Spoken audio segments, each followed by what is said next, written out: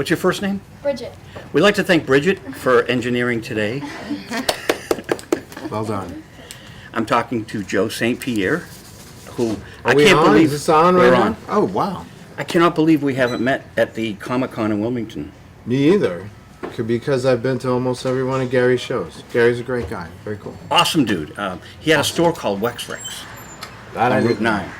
Oh yeah. What do you It sell was like there? this, but maybe 3 times bigger, and there was just stuff everywhere, like Building 19 and a half of collectibles. It was insane. I can see that, actually. This is I fun. can see that. So what happened to the store? Because I want to go there right now. I don't know, but you'll ask Gary. Okay. Say, Joe Vig interviewed me on visual radio. We're on visual radio with Joe St Pierre. I'm very excited because this is just great work. Thank you. And you have a new book out Yep. called, It's called The New Zodiacs. and I heard you talking about it, so tell us. It's about 12 characters who can channel the cosmic energies of the zodiac. So the first volume introduces 4 of the 12, the first 4 of 12 cast members. And eventually the stories will start to interact with each other the way Marvel Universe does. They'll start to meet each other. But right now I'm rolling the characters out, I'm introducing them. Do you want to hear about what they're all about? Sure. I'm kind of reinventing the signs too, because like the new zodiac signs, they come from a older culture. It's maybe 3 to 20,000 years old, depending on That's all. what book you read. So I'm kind of modernizing the signs at the same time. So the new Aquarius is the Robin Hood of cyberspace. His name's the Liberator. This is him right here.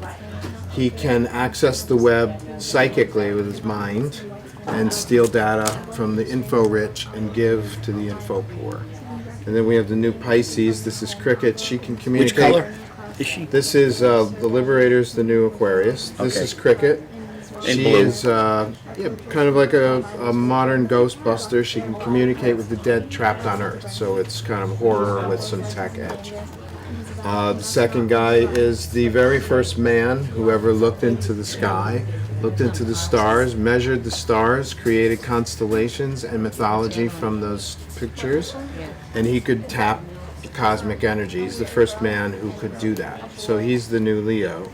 And then the new Sagittarius is a giant, colossal volcano monster who protects the last bastion of civilization in the galaxy.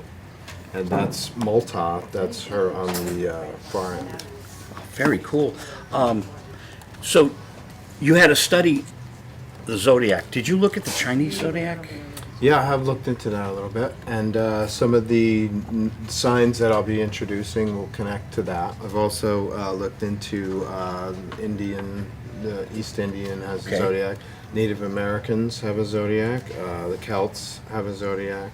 So I'm going to eventually start to sprinkle a little bit of everybody into that. That's the plan. So are the zodiacs connected? Chinese zodiac and Yeah, they're all looking at the same stars, and they're all making their own. Their culture is projecting their own legends onto these same stars. It's kind of fascinating, actually. And anybody who knows anything about the history of those signs, please send me a note or something, because the research is ongoing for me. So I love that stuff. All I know is I'm Taurus, and a friend says I'm Saturn and Scorpio. Whatever. I get Saturn and Scorpio. What's Well, this? that means good things are coming your way. I hope. Yep. This is for me to remember people's Oh, names. it's not a tattoo. No, not a tattoo. That's funny. I thought there might be a zodiac sign on his hand. I don't always have a notepad, so that's what this Too hand funny. is for. I love it. Yeah. We are at the Book Superstore in Burlington.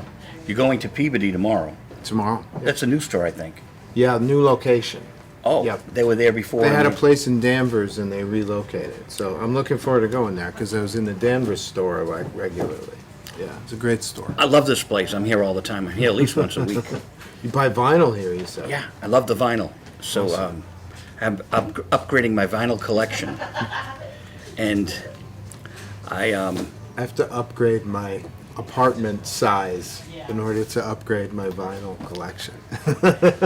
do you listen to Jeff Lawrence on WRKO on Saturday nights? He plays the oldies. Okay. So Jeff Lawrence wanted the WRKO vinyl. So he was good to us announcing a Sunny show and stuff, and Bobby Hebb. So I gave him a copy I had. That's great. So I pay like $9 on eBay and get another one. And I find one here at a ridiculous little price, and it's like, wow. So, but they're hard to find, and Lou Reed's inside it. Somehow they're just popping up for you, though. Yeah. Lou Reed is inside this album that has Sunny on it from WRKO. Wait, how did that happen? Because he wasn't a hit artist, right? Was he a session guy? No, Lou Reed and the Velvet Underground were a house band at the Boston Tea Party. So Bob Soma and Fusion, that's why I interviewed Bob Soma. MGM Records was endeared to Fusion because they wrote the first positive reviews on the Velvet Underground albums. So Lou and Bob became friends, Oh, wow. along with Jonathan Richman. They did the WRKO Christmas party. Why would you be have the interviewing Velvet? you? Why This is should- awesome. We're going to talk about you, but this is fun stuff that, we're talking about the bookstore and the goodies you can find here. Yeah, that's awesome. And there's Lou Reed photo inside this album that has Bobby Hebb Sunny, so my two. So wait, Favorites. so how did the picture end up in the album? The Velvet Underground did the hit radio station WRKO's Christmas party, which makes no sense. But my longtime guitarist Slid was into- there.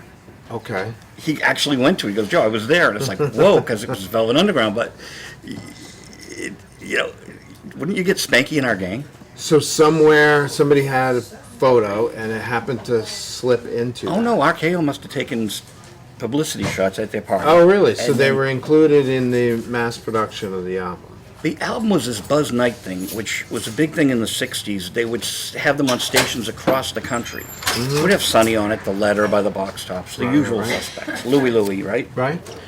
But if you were in Indiana, it would have the Indiana radio station. Same records, different, same cover, but it with different call letters. Oh, really? So stations would pay this company that Buzz Knight had, and Buzz Knight would produce these records for stations across the country. Nice little business he had going. Oh, that's very interesting. And it'd be volume 2 and then volume 3. Oh, yeah? So I imagine they're very collectible. Yeah, because Jeff, who's on RKO now, RKO doesn't do music, as you know, they do talk. Right. His show on the Saturday nights is the most listened to show they have and does the best advertising for the whole weekend. That's great. So they renewed it, they tried as an experiment, they renewed it, and he's on his Facebook with the 3 RKO albums, thanks to me. And inadvertently, And eBay and this store. yeah. Right? So that's our little thing about used bookstore. I'm glad you're here, and I'm glad you know Gary Summers. Tell us a little bit about your career. Have you always been in Massachusetts? I have not. I grew up in upstate New York and spent about 20 years in New York City proper, that area. And then we just moved here, my girlfriend and I, about 5 years ago to Danvers. Found an apartment here. She got a job in Salem. So we've only been in the area about 5 years. It's very cool. Love it. Love to hit the beaches when we get time. We're pretty close. So Some Saturday night, you got to come to the 4 to 7 at the Village Tavern. It's I'd fun. love It's to. free admission, and love to. yeah, it's right in your neck of the woods. Yep. That's in Salem. Yeah. Yeah. So where'd you go to college, or did you? I did go to college. I spent 2 years at Pratt and 2 years at School of Visual Arts, which are art schools. I transferred to the to SVA because Will Eisner was a teacher there. Do you know who Will Eisner No. is? So Will Eisner is like one of the giants in the history of comics. Started his own studios in like the budding days of comic book production, and he's an innovator in the form like throughout his career. So I was like, I want Will Eisner as my teacher. So he was at SVA, so I transferred specifically for that. So that was a great treat. Very cool. But I gotta say, I learned more a year on the job, like actually in the trenches producing comics, than I did in 4 years of school. That's interesting you'd say that, because with Access TV, what we're learning is they have the classes, but you learn more by doing. Oh yeah. But it's And- still great to and have had when- his classes. When I was in school, I can't say I didn't learn anything from the guy. I was inspired regularly. But while I was in school, I was paying for my tuition, so I had to work. So when my job was doing exactly what I'm supposed to be doing, producing comic book artwork, and that's my full-time job, I can dedicate 110% of my energy to the work. And so you know, my first job was at a company called Valiant. There were some very big industry names who were working there at the time. There's Barry Windsor Smith and Jim Shooter, Bob Layton. They were all like very noteworthy artists and writers of their time, and they were essentially my teachers and my mentors while I was coming up in the industry. So it was a great opportunity. Made many friends there at the studio at Valiant, and I'm telling you, you know, a year in the trenches about, you know, find out what you need to improve in now, not tomorrow. You know, what do I need to learn how to draw a shoulder.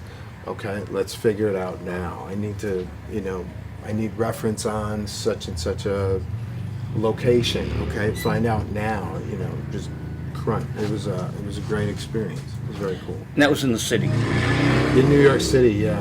I was in the 20s. I think 28th Street in Manhattan. Yeah. And where'd you go from there?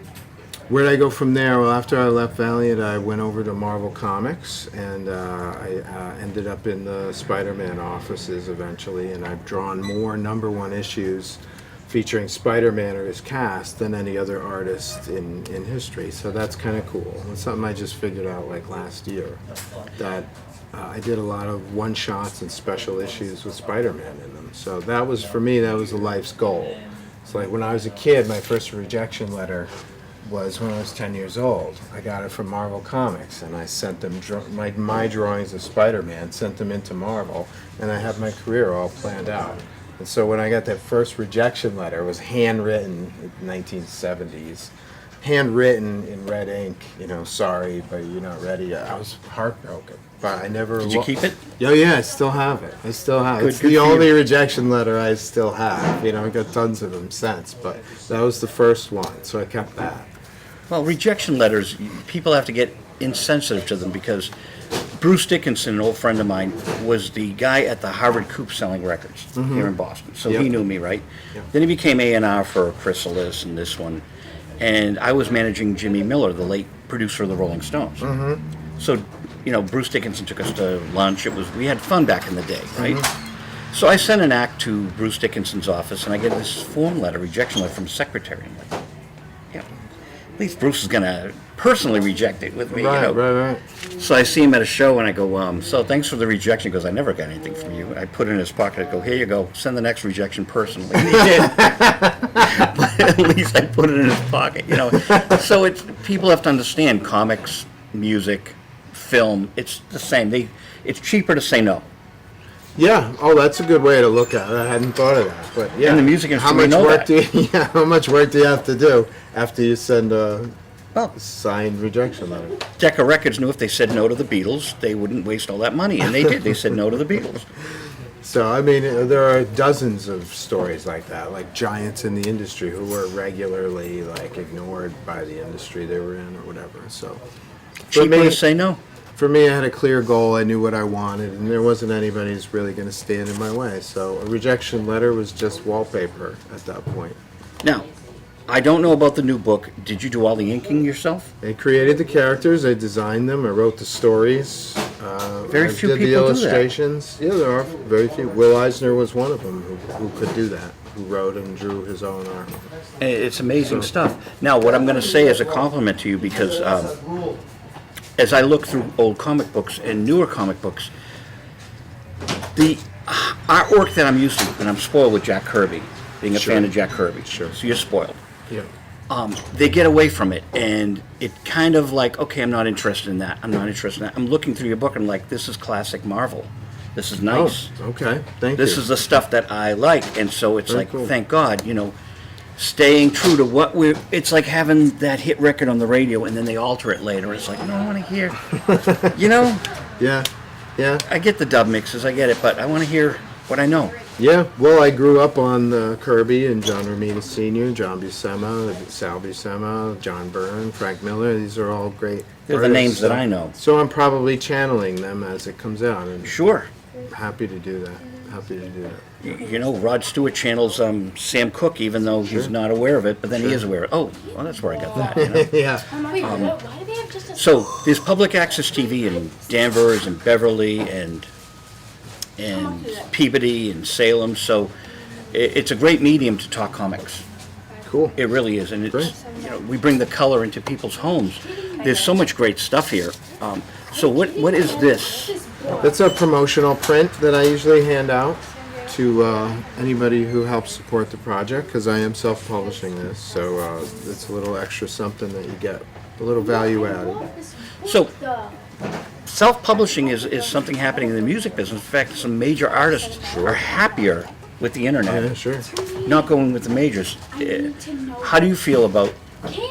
Well, I was listening to a podcast just the other day. I forget the gentleman. He's a musician. He was in a very popular band in the '70s, and he said he was ripped off regularly by the record companies. It's just the creative accountants, and in order to get any money, you had to spend money on lawyers, and invariably you'd be better off just giving up and moving on.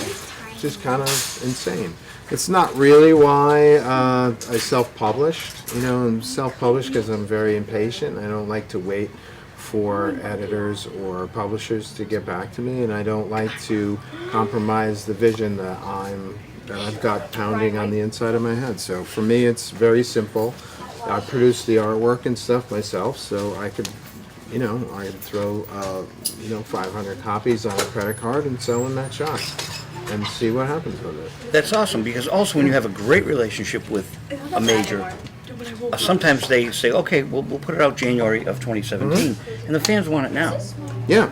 and you want it out now. Yeah, and at the same time, I also work for the mainstream publishers too. I just finished a cover for somebody last week, so I try to keep all the plates spinning, keep the options open across the board. As I said, if you need to interrupt this, or if you're tired of talking, just let me know. Well, you just missed. I had a line. It was about 7,000 people, and I just took care of them real quick. I thought they were here for the vinyl. Oh, it's the vinyl. That's why they were here. No, I'm only kidding you.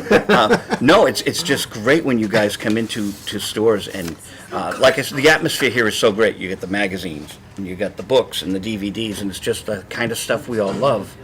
I love books. I love reading. I'm crazy that way. And then by osmosis, your storylines, here's an element. Sure. Oh, sure. I'm kind of like always watching movies or reading. I'm kind of always like working in my brain, like, ooh, I could have, a little twist here would have made that story better while I'm watching the movie. So sometimes it's good, sometimes it's bad, but very rarely do I really get to like sit in front of a movie or a book and just get carried away. And I look forward to those experiences, actually. Try some Hermetic philosophy, the Kabbalion. I wonder if they have the Kabbalion here. What is that? The Kabbalion is a book, and it's only when someone tells you about it does it appear in your life. Oh, really? And it's written by Hermes Trismegistus, who was actually known as Thoth, the Egyptian leader Thoth. Him I've heard of. Yeah, and so when they get the word hermit, people think it's someone shuttered away like Dick Cheney in a bunker, But truly Hermetic, they teach it from lip to ear. So the Hermeticists would study the book, much like Fahrenheit 451, how they memorize the books. Yeah, so Hermetic philosophy, the three initiates, they memorize the books and then they write it down, and it comes to you when you're ready. Okay. So are you sharing that with me? Is I it am, gonna come because to me? I assessed that I should after you told me about Okay. this. So. And how soon is it going to come to me? I want to read this. Well, you can go online and just put the Okay. Kabbalion in now, and it's Okay, up there now I'll online. put it It's but I've got the book from these great esoteric bookstores like in Cambridge, where you get all this. I thought it was really going to show up on my couch when I get home tomorrow. Oh, no. Like mystically. No. No, Okay. it comes to you when you're ready. Okay. And then, so there you have it. Now, what is this? Well, this is just something because we're in a used bookstore. I had a few copies of this. I did the illustrations for this novel with Spider-Man in it. Venom's Wrath. Yes, Venom is one of Spidey's biggest villains, most popular villains. Love them. So I brought these here thinking, oh, it's a bookstore, so maybe somebody might want to pick it up. You don't have to say anything, but my feeling about the movies, Spider-Man movies and such, you can say something or you don't have to say anything, but I wish they would adhere to the comics more. X-Men especially. I think the scripts are written. It's what turned us on to How them. long is this show? Because I'll go off for an hour on the X-Men If you'd movies. like to. I mean, I don't want to. I want you to feel comfortable. No, No, I'd say largely for me, growing up with this stuff, I think it's great that, these stories that I grew up with, characters that I'm attached to, are being explored in other media. I think it's a great time. But, could they be done better?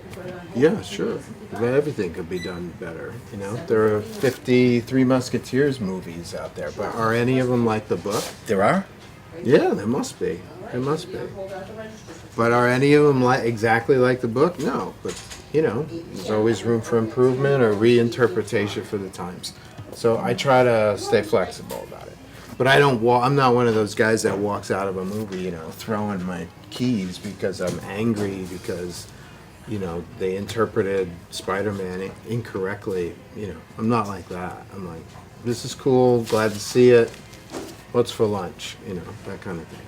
I felt like that with Oliver Stone's The Doors. I wanted to throw things. Oh, yeah? And history was wrong?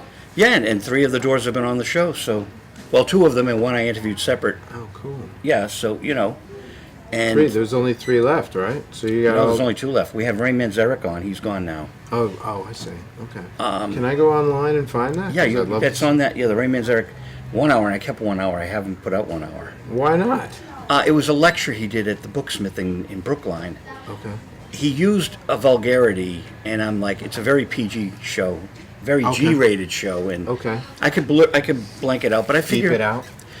people liked the interview we did, so that's the main thing that's out there. But it's nice to have something in reserve. Okay. Oh boy, I wanna watch that. But Yeah, Oliver big Stone- Doors fan. Yeah, he mutated. So he got it all wrong? Yeah. So give me an example of what he got wrong. Well, It's been a while since I've seen the movie. it's been a while since I saw the movie. I was so outraged by it. The Doors were this band that Elektra Records, a folk label, picked up. Right. And you want to stay pure to the history. And they were filmmakers. And that whole element is not in the movie. It's too shock exploitation. It just really outraged me. Okay, so we got Jim Morrison as a child going down the highway, and they saw the dead Indians on the highway, which really influenced a lot of his... That actually happened. Yeah. Okay. Well, that's what they tell us. Well, now, right. The story is, but the story is correct. here's the fun thing. I thought Jim Morrison faked his own death. And Ray Manzarek carried that with him. Ray Manzarek would imply that because Jim was going to jail for something he didn't do at the concert, and they were just out to get him. Right. He was found guilty, so he went to France. Yeah. So Manzarek says, and you'll see on the interview we did, that they're doing L.A. Woman, and the last thing Jim Morrison said to him was, look at the Seychelles Islands. A man could get lost here. So The Poet in Exile is the book that Ray was promoting when I interviewed him. And it was about Jim Morrison going to the Seychelles Islands when no one would know who he was. It's not completely unbelievable, but is there no body anywhere? I mean, Well, this is buried great. in France, right? Here's great stuff. In Milton, there's a famous author, Stephen Davis. Have you heard of him? No. He's done Bob Marley and the Wailers, Jim Morrison, Carly Simon. So he's been on the show a couple of times. He's close friends of mine. I'm sure Gary Summers knows him. So Stephen did this whole book on Jim Morrison because he didn't want to do a Doors book. Okay. It's called Jim Morrison. It's Okay. probably here. Okay. It's worth reading. Now, Stephen is absolutely sure that Jim Morrison died, but I'm like, Stephen, you weren't there. Because I mailed him Secret and Suppressed by Jim Keith. Now, that's a great Another book. book? Another one. Jim Keith was, I gotta write these down. keyword was, well, you'll see the interview tape. That's the Okay. beauty of video. Okay.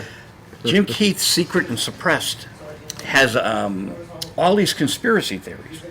The Jim Morrison conspiracy is the grave was too short. A. B. Jim Morrison, to stick it to Led Zeppelin, created a publishing company called Led Zeppelin Publishing. After Jim Morrison died, all of a sudden the publishing company got activated. And so Jim Keith also predicted his own death, went into the hospital and never came out alive. But he figured they were out to get him. Really? Because he was unearthing a lot of stuff He was people... uncovering a lot of stuff. So Jim Keith's Secret and Suppressed, and I got that from one of my co-hosts on my show. Okay. And I'm like, I mail it to Stephen Davis, and he goes, this is great reading, but it's fiction. We love you, Stephen. I want to keep it open like Ray Manzarek did. Okay. And Ray Manzarek, could Jim Morrison be dead now? Sure. Probably. By now. By now. Probably. He lived a hard life. Did he die on July 3rd, 1970? I don't believe it. 1971. Right. Remember, maybe you don't know, but back in the day, it took 3 days for them to file the death certificate in France.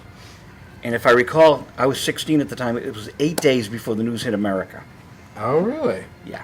So right away I thought, this is like Joplin, Canned Heat's Al Wilson from Arlington, Mass, and Hendrix all died within 31 days. Oh, of each other, really? Yeah. So Wow. that was all, Al Wilson was September 1, 1970. Hendrix was the 18th. Joplin was October 4th. Oh, wow. So there's a lot of Do you suspicion. think they're all connected then? Well, the FBI had dossiers on all of them. J. Edgar Hoover did not want the kids being controlled by rock musicians. Canned Heat, what's Al Wilson going to do? But he was on the cover of a Canned Heat album. There's an upside-down American flag. Must have P.O. Oh, yeah? J. Edgar Hoover. Hendrix got involved with the Black Panthers, but got right out because he realized how dangerous it was. Mm-hmm. But all J. Edgar Hoover saw was Black Panthers, Jimi Hendrix. Sure. They can always Sure. reconnect. Sure. And we know Jimi Hendrix, they're coming out now that he was murdered. We all kind of knew that. Oh, really? Oh, yeah, I now did that- not know that. This is my interview with you, but here we go. But No, this is fascinating. having fun? to me. Okay. Yeah. so I'm writing a book on Jimmy, and it's a lot about this. Okay, we interviewed Tappy Wright. He was the road manager for Peter Noon and Herman's Hermits, Jimi Hendrix. So Tappy's now coming out with we already kind of knew. Michael Jeffrey was losing the contract with Hendrix. The fellow that had Curtis Knight, Ed Chalpin, he was in London on the 14th to talk to Jimmy. Jimmy blew him off. On the 18th, Jimmy's dead. Chalpin said they murdered him. I believe John McLaughlin, Mahavishnu Orchestra, he said they killed him. Michael Jeffrey was going to lose a fortune because all he owned with Jimmy outside of management was half of Electric Ladyland. When Jimmy died, he made a The fortune recording on studio. 3 albums. But then Michael Jeffrey was in that airplane crash when the French airport was on strike. The air traffic controllers were on strike. Michael Jeffrey, 3 years later, died in an airplane crash. So the whole Hendrix thing is very convoluted, and it prints money these days. Yeah. But it was thanks to Eddie Kramer and other people that and Alan Douglas, who kept the legacy alive. But Michael Jeffrey, basically what we heard was that he told Monica Danneman, who's now dead, do it. Did she die in that window also? No, she did She not. died Okay. after she was convicted of libel by Kathy Etchingham, who was one of Jimmy's girlfriends. She wrote a book. Etchingham sued Monica Danneman for libel. Monica lost. She took the hose of her Mercedes, put it in her car, and killed herself 2 weeks later. Oh, wow. Tony Brown wrote one of the great books on Jimi Hendrix, The Final Days of Jimmy. You can get it out of a library. It's very hard to find. I have 2 copies. It has I'm gonna Jimmy's. see your place. It has Jimmy's. You can't walk. It's Can't more walk. intense than this place. Kathy Etching, Monica. What did you write down? Final Days of Jimi Hendrix. Final Day. Thank you, Tony Brown. Tony Brown's dead. Monica's dead. Dolly Dagger. Remember the song? Sure. She allegedly jumped out of the Chelsea Hotel window. We think she was pushed out. Oh, yeah? Because she called up Buzzy Linhart, who wrote "You Got to Have Friends" for Bette Midler. She called up Buzzy from London and said they killed him. Wow. So Buzzy and I had a radio show together, so we have a lot of Hendrix stuff from Buzzy, and he believes they murdered him. And so So the case you're making is the FBI didn't like the idea, the revolutionary tone that J. Edgar these Hoover. guys took? Yeah. Him specifically. I think the FBI today, if they looked into it, I think Mitch Mitchell had Scotland Yard reopen the case, and then they just closed it again. But they did reopen it, which tells you a red flag. Right. There's a reason you reopen a case. When I was 16 at the time, I read the Boston Globe. It said Jimmy died in the ambulance. He choked on his own vomit. Fiction. If you read the Tony Brown book, he had died in the hotel room with Monica. He wasn't even supposed to be there. She had his guitar. He was trying to avoid her. Oh, He really? only went back to get his guitar. He took 3 sleeping pills, but they had the potency, they were German pills, they had the potency of triple each pill in America, so it was like 9 sleeping pills. Oh. So he's out of it, and then they found wine in his lungs. So what the theory is, someone held him down, and they poured wine down his throat and killed him. He drowned in his own. Right. But when he got in that ambulance, he was already, rigor mortis had set, and he was already green. He'd been there for 5 hours. Monica cleaned the apartment because it was just full of drugs and whatever. So she and another rock star I won't name, but it's pretty well known. You can Google it. They cleaned the apartment up, and that guy regrets it to this day. Really? Oh, this is fascinating stuff. Sorry. I think there's I'm a here to talk graphic. Maybe there's a comics. graphic novel in there somewhere. Well, We could work on. Janice, think? Jimmy, and yeah, absolutely, because you Love know, it. Al Wilson. What did he Secret do? history of. Poor Al Wilson was from Arlington, Mass. Played at Woodstock. Now Janice, Jimmy, and Wilson all played Woodstock. So Al Wilson dies on September 1st. He's supposed to be in Germany with Jimi Hendrix and Alvin Lee of 10 years after, doing a festival, right? Oh yeah. They can't find him, so the manager puts canned heat on the plane. They're playing that night with Jimi Hendrix, and Al Wilson's dead under the redwood trees in California. How eerie is that? Weird. So he's supposed to play with Hendrix, and then a few days, 2 weeks later, Hendrix is gone.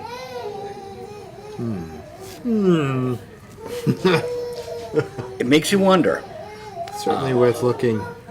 But with Fun to Hendrix, explore at least. but here's the thing: if it was, now Janis Joplin, why was she murdered? Yeah. I don't know. Because no one thought it was a murder, but it was like, well, wait a minute, she had a broken arm and a broken nose. You tell me a hotshot did that? 8 heroin addicts or more died that night, so someone put pure heroin out on the street. But there's a lot of questions that there were never questions that Janis Joplin OD'd. Now there are.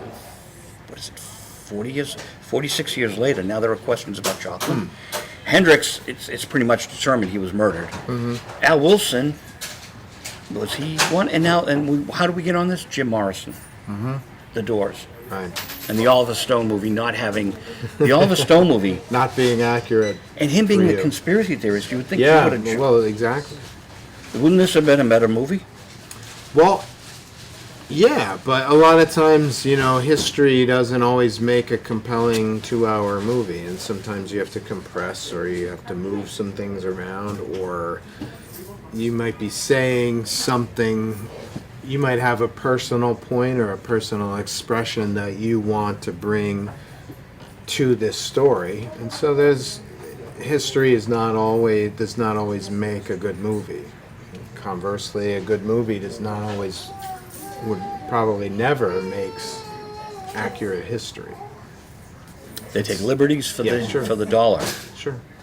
Getting back to Spider-Man, when you draw Spider-Man, Spider-Man was killed. There's a conspiracy. I'm just kidding. well, we know someone's getting killed next month. Spider-Man's killed. Yeah, they kill characters at Marvel and DC Comics on a regular basis.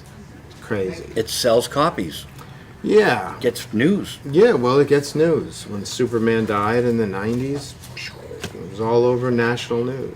Superman got married, it was big. Yep. And the translates to sales. The death of Superman sold like millions of copies. So I thought it was Captain America that was going, but I guess it's the Hulk. Yeah, Captain America died a few years ago. Oh, I'm You sorry, I'm gotta catch behind. up. Well, I'm watching these movies. How did he die if I'm watching the movies? Yeah, the headlines, how long ago was it? Maybe 10 years ago now. Captain America was killed at the end of the comic, towards the end of the comic book called Civil War, where it was Captain America and Iron Man had different camps that were warring with each other. And so Cap was assassinated towards the end of that storyline. But of course he came back. So yeah, now more recently I think they're killing the Hulk, the original Hulk, Bruce Banner. And there have been 3 Robins. He'll be back. The Yeah, death well, of the second Robin, right? Second Robin, and the second Robin is back. He's Oh, is he? feeling really good now. He's known as the Red Hood. Yeah. That was one of the most violent comics I've ever seen. It was a pretty violent comic, especially for kids. Yeah. Yeah, because the Joker we know is psychotic. Yep. That one had to be a Dark Knight one, right? It was, I think it was an issue of Batman. Oh, That really? he died. Yep. Because I looked at him like, oh my God, kids should not be looking at this. Yeah, that was the kids' version. Yeah, it was the Batman. In my opinion, Batman should be an all-access, all-ages comic book. And so that was one of those first kind of, should they be doing this so graphically in a mainstream all-ages book? Sold well. And it was, as a matter of fact, they had a promotional campaign where you had to phone in back in the old days when they had the, the dial 1-900? phones and Oh, okay. yeah, it was 1-900. Do you want Robin to live in this adventure? Or if you do, call this number.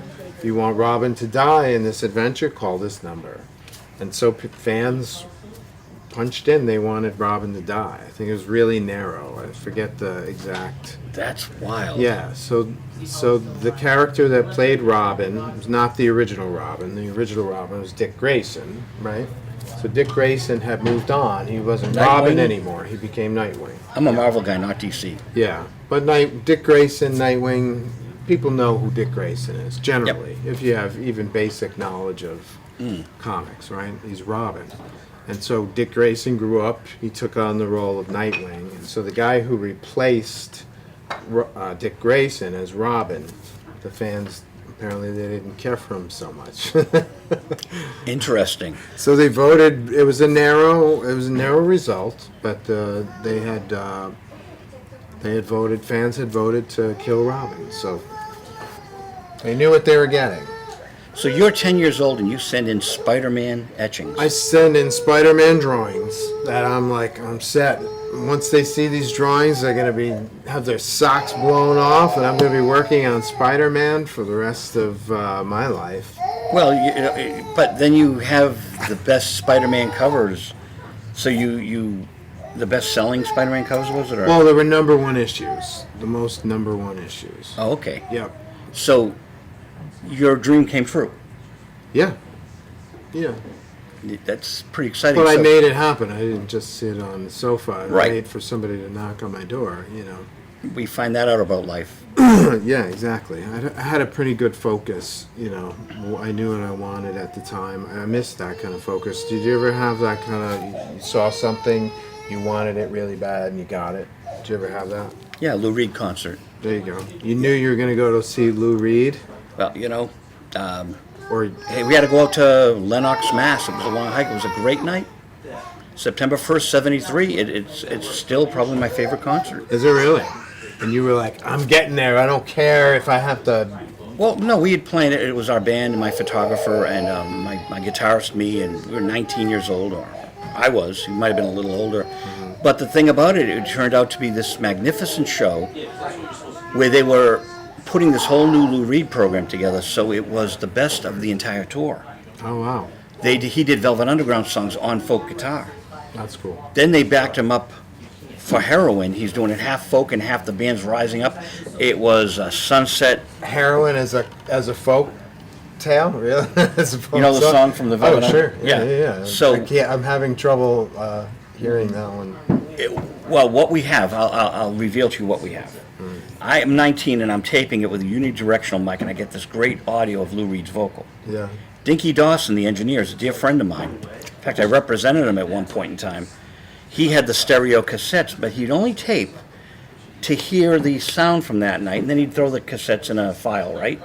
He wasn't taping them for posterity. He was taping them to check the audio. Right. Years later, he sold them to Wolfgang's Vault and made some good money. The Byrds and Oh, wow. Mahavishnu and all these bands he did, Lou Reed, because he had the sound check tapes. Our third author has the reel-to-reel from what was known as the bootleg of the same show. Mm-hmm. So Alan, our third author, painstakingly put the 4 signals together: the stereo cassette, my cassette, Your cassette. and his reel-to-reel. Oh, wow. And we have this incredible album that is 10 times better than Rock and Roll Now Animal. you're going to burn to CD. No, and no. Give me next time I see you. We're very friendly with Lou's people. They have to give their blessing, or we don't do it. I see. Okay. And Lou died, and so we were working on this. Lou dies.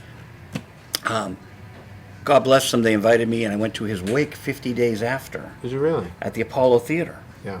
Paul Simon sang, Blondie. Blondie was amazing. They did Lou Reed songs. Yeah. It was a 3-hour day, a 3-hour send-off at the Apollo to say goodbye to Lou Reed 50 days after he died, so that his wife wanted this Buddhist tradition of his spirit leaving the planet 50 days later. Oh, okay. Candles everywhere. Okay. It was amazing That sounds night. great.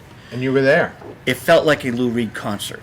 You could really feel the spirit of the people that loved Lou giving their all. And it was Very just a nice. magnificent send-off. Very nice. Not many That sounds people great. get that. No. And That so sounds- Laurie really took care of her husband. That sounds great. Fantastic. She's a great performance artist, Laurie. Laurie Anderson. Sure. I taped her a 90-minute thing at the the Salem Essex Museum in Salem. Okay. Across the This street. Salem over here? Yeah. Oh, yeah? She did a 90-minute thing 20 years ago, and so our TV show taped her. Oh, wow. So I have some nice archives. And so I can go where to see these? We haven't put Laurie out yet, Jeez. but you know, there's plenty. Can't hold this stuff back. We want to be respectful. Mm-hmm. You know, when Lou passed away, it was like I stop the project. It was like people say, "Oh, you got to put it out now," and I'm like, "No, stop." I think there's kind of like rights issues and stuff like that. There's rights. Well, I could put my book out, Right. but the album would have to go through that. But the thing is, you want to be respectful when someone passes away. And Marty Balance says, "You've got to cash in on these things when they die." And I'm like, "He's of the Airplane." Yeah. I did his DVD, right? Sure. I said, "Marty, I'll do it. Thank you. When you go, I'm going to jump on it, man. But no one else, because I'm respectful. But if you want me to do it for others, no, I'm going to do it for you." Yeah. You know, because But, timing issues aside, they should come out at some point. Don't yes, you think? because there are fans, as you Yeah. know, there's fans of your work, and as you doing this stuff, I think is very important. Coming to these stores for you, because people love meeting the people behind what they read. Sure. That's part of the reason why I do it too. Is there are people that like enjoy the process, and so I think if I were, growing up where I was growing up, wouldn't it have been great to met someone like this and see the process? Oh, I'm thoroughly impressed when I see something like this, Joe. I mean, Yeah. really. Thank Did you do the cover? I did not do the cover, just the inside drawings. Yep. But it's thoroughly impressive to, this is the stuff some of us grew up on. Sure. And, it's imprinted on our consciousness is like this was our life experience. Yeah. And here we are with the guy that, contributed in a big, big way. And And for me, it's about comics too. It's not just like the characters and stuff. I like comics. I learned how to read by reading comics. I take in information and I learn better when it's pictures with text. I retain knowledge better. interesting, I never than thought of the that. form itself. And so I'm kind of an advocate of the form, not just a creator or someone that just likes certain characters or has to tell certain stories. I'm also kind of an advocate of the form as an educational tool, and there needs to be more.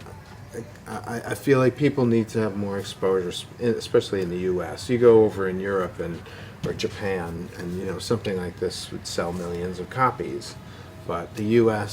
seems to be has a very narrow audience. Trying to spread the good word, Have you thought of going to Japan? Yeah, well, it's on the agenda eventually, sure. Yeah, because they are fanatical about music, books, Yeah. and they get, again, the Sonny thing. I was telling my friend with the Hendrix book, my co-author, just now in the car, I was just saying, I found all these Sonny videos last night from Yeah. Korea and Japan, and they're like us 50 years ago. These are garage bands doing Sonny. We're here in America, it's all the jazz greats doing Sonny, Pat Martino, John Schofield. Yeah, They've all embraced Sonny, and the jazz guys go nuts on it. They jam on it. that's great. But I'm looking at these foreign countries, South America, they jam on Bobby Hebb's Sonny. That's great. It's like they're back in the 70s, where we were in the 70s. They're catching up to speed. Yeah, yeah. But I didn't see that from those countries back in the day. Have you been over to Japan yourself? No, but, with You're the hearing about it, and reading and interacting with friends of mine in Japan. There's a friend who's a big music, a Boston music fan from Takashi over in Japan. He's a great guy. Yeah. Here's a Bobby Hebb single from Japan. It's awesome. It comes in the mail. You know, it's That's like stunning. Wow, the Japanese imprint. That's great. But they get it, and the record companies know they get it. Oh, really? So, well, you've seen the movie Lucy. Lucy. Lucy, the movie. It's a science fiction movie. I have not. Is that with Scarlett Johansson? Yes. I have not seen Worth seeing it. Okay. And there's a Chinese cast, and then there's the guy, the transporter, the first transporter. Michael Strahan? Yes, Yeah. Chinese. But Independence Day Resurgence did very well in China. Oh, yeah? China, they say, is going to be the #1 movie market in the world this year. Yeah, it's like, oh, this year? Yeah, I was Yeah, going the to end say of it's the going to year. happen any moment. Now. Yeah. Yeah. By January, China will, because now that the pop culture has taken over. So Independence Day was very smart, putting Asian characters front and center. And it works on many levels. It works well because now people are realizing we're all people. We're all the same. Yeah. And it's kind of friendly and fun to know that China saved Terminator Genesis. Have you thought of a Terminator book or any other book outside of your wheelhouse? Have I thought of Doing a story with any other character? Oh no, of like, maybe approaching or them approaching you to do something like, Terminator, Predator. There are these things that have crossed over to comics from the film world. Yeah, well, movie properties. I mean, I think I would crush, 24 issues of Planet of the Apes. Do you remember Planet of the Apes movies? Come on. Love them, especially the originals. Yeah. It was like First 5. Yeah, I and was the new 15, ones the relaunch are fairly strong too. But a big fan of the 70s, 60s, and 70s. I think I'd do a pretty bang-up job on that, writing and drawing. What people forget is the TV show Planet of the Apes was pretty significant Yeah, the TV show. because they had the great makeup. Yep. And Well, the so- movies as well. Yeah. The TV show makeup comes from the movies. Right, but it was like an extension of the movie, so you almost have a new movie or a couple of movies there. So there were originally 5, right? Yeah. So with the TV show, you might have 7 or 8 Yeah. from the day. Right. And that would be awesome. Those are the TV show is a little bit more all ages, like it's a little bit, and I'm not sure, I think I'd bend it more towards PG-13 and up, but there's a lot of room, there's a dense universe in the Planet of the Apes storylines, and I'd love to tackle a lot of that. I think that'd be great. Now, is that a property owned by the film companies? Oh sure, I think Fox, 20th Century So they bought it from Fox Pierre owns it. Buell, whoever wrote the Pierre. That's a good point. Because, I don't know the details of that. Because their interpretation of his novel is very, very different. And I'm not sure of the logistics of that. But I'm sure, the genesis, the creation goes with Pierre Buell, right? Yeah. So I'm sure there's some kind of arrangement there. I hope so, at least. But I don't know the details of that. Worth exploring. That would be great to see you doing Planet of the Apes. And you'll have to come back to the used bookstore here in Burlington, and we can get you onto public access. All I need is like 3 more heads and 7 more arms so I can work on all of these things. I've still got 8 characters to introduce in New Zodiacs. And so the New Zodiacs just introduces 4 characters out of 12 in the first volume. So my hands are quite full. Do you have a Twitter account for our fans? I do. It's Joe _St Pierre. So you put at Joe _ St. Pierre. Joe _ St Pierre. Facebook? I'm on Facebook. If you go to newzodiacs.com, that's there you go. New Zodiacs with an X, and there are social media links on the website. So. NewZodiaX.com. X. And why is an X? Well, make this my day job, and you'll find out why it's an X. Can you say this is Joe St. Pierre on Visual Radio? Right now? Yeah. This is Joe St. Pierre on Visual Radio. And that's our show, and it's just been, I It's fun. appreciate Let's you have giving- another one focused on the Doors. Well, I love the Doors. we do a counter to this. We do a radio show on Wednesdays, 1 to 3 in Somerville. Oh, yeah? So if you want to come down to Somerville, you can be on our radio show. We All can right. put the camera up for that, too. Let's do it. Yeah, it's every Wednesday. We're on 1 to 3 at Somerville and Union Square. Okay. It's not too far for you. No. And thank you very much for your time. Oh, I had a great time. And I want to thank Eric and Kristen and everyone here at the used bookstore for their letting us come in here into their space and taping. My And favorite signing this year has been today. there you go, awesome. people. And we'll be back with another episode of Visual Radio real soon. See you later.